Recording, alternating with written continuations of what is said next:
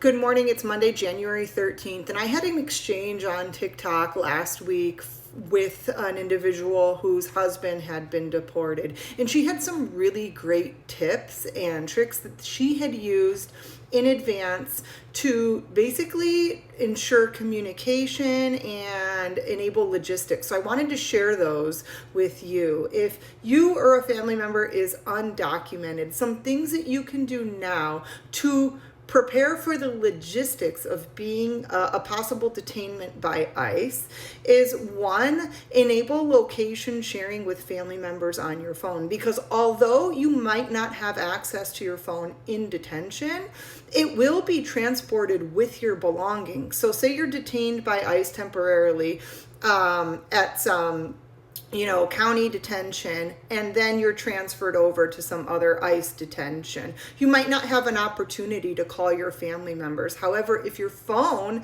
has location sharing on, even though you might not have access to it, your phone is transferred with your belongings. And so your family members can literally track where you're going. Always, always have your phone fully charged if you can. Just continuously charge your phone so that that location sharing is enabled, and they can continue to get updates on your location.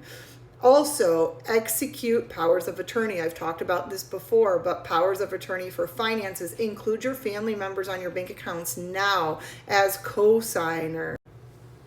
If you have children, you should have a temporary guardianship on file. In Illinois, these last for 6 months.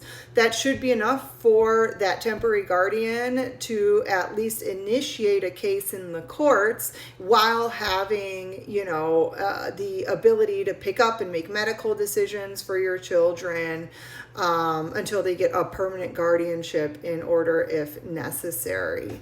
So temporary guardianships can be a super useful tool, or standby guardianship. Powers of attorney, standby guardianships, location sharing, and including family members on bank accounts are some of the best kind of logistical tips that make things a little bit easier for your family during what can be a really difficult time.